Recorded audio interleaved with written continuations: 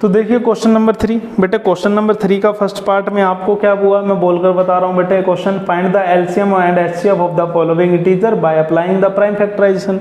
अब ये जो नंबर है बेटे 12, 15 एंड 21, इन पे प्राइम फैक्टराइजेशन लगाकर आपको बेटे एचसीएफ और एलसीएम निकालना है। तो 12 की जब मैं प्राइम फैक्टराइजेशन लिखूंगा तो लिखना पड़ेगा बेटे 2 गुना में 2 गुना में 3। जब 15 की लिखूंगा तो बेटे लिखना पड़ेगा 3 गुना में 5। और जब 21 की लिखूंगा तो बेटे लिखना पड़ेगा 3 गुना में 7। अब आप जब एचसीएफ इसका निकालेंगे बेटे तो एचसीएफ के लिए आपको क्या कॉमन वाला उठाना पड़ेगा, वरना आपको पता है एचसीएफ के लिए लोवेस्ट पावर उठाओ। अगर मैं एक बार आपको क्लियर कर देता हूं बेटे, तो देखो आपको प्राइम फैक्टर कौन कौन से देखने को मिल रहे हैं? 2 देखने को मिल रहे बेटे, 2 देखने को मिल रहे हैं, 3 देखने को मिल रहा है, 5 देखने को मिल रहा है और 7 देखने को मिल रहा है बेटे। अब लोवेस्ट पावर उठाएंगे। लोवेस्ट पावर बेटे 2 की कहाँ होगी? इधर होगी 2 की पावर 0। जहाँ पर 2 नहीं होगा वहीं तो लोवेस्ट पावर होगी बेटे, तो 2 की पावर 0 उठा दिया हमने। 3 तो बेटे सब में 1 जितना ही है तो 1 लिख दिया बेटे। 5 की लोवेस्ट पावर 0, 7 की लोवेस्ट पावर 0, क्योंकि यहाँ तो 7 नहीं है ना बेटे, तो कितना आ गया 3, वरना आप कॉमन भी दे सकते थे, सिर्फ 3 ही आ रहा है। जैसे मर्जी आप कर लीजिए। आपने कहा एलसीएम, एलसीएम तो बेटे जो कॉमन है वो एक बार, जो बाकी बचा है वो सब लिख दो। तो बेटे 5 और 7, तो आ जाओ, ये कितना हो गया बेटे 10, ये कितना हो गया 14, और 14 थी ये 52, और बेटे 10 कितना हो गया 520। ठीक है बेटे, दोबारा चेक कर लेंगे एक मिनट।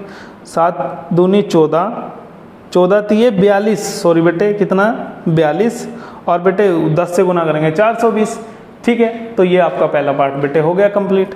सेकंड पार्ट में देखिए बेटे, सेकंड पार्ट में उसने बोला है बेटे आपको 13, 17, 23 और 29 का निकालना है।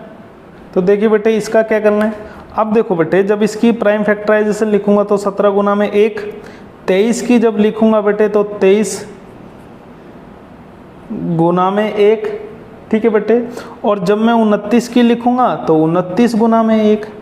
एचसीएफ में बेटे आपको क्या करना था, कॉमन वाला, तो कॉमन क्या है सब में 1 है।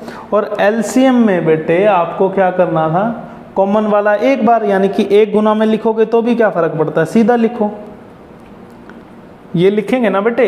तो अब आपको क्या करना है, इसको गुना करना है।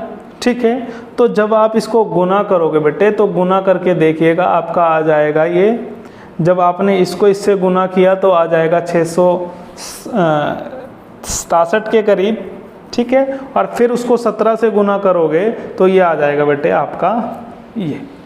ठीक है बेटे, तो इसी के साथ सेकंड पार्ट हो जाता है। अब बेटे इसका क्या करना है हमने, इसका अब थर्ड पार्ट जो रह रहा है बेटे, बड़े ही सिंपल से क्वेश्चन है। अगर आप करना चाहोगे तो बड़े ही इजीली वे में इसको कर सकते हैं बेटे।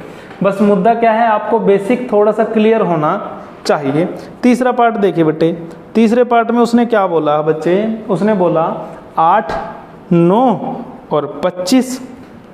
ठीक है बेटे, 8, 9 और 25, इसका क्या निकालना है आपको, इसका निकालना है आपको बेटे अपना क्या कहते हैं एलसीएम और एचसीएफ निकालना है।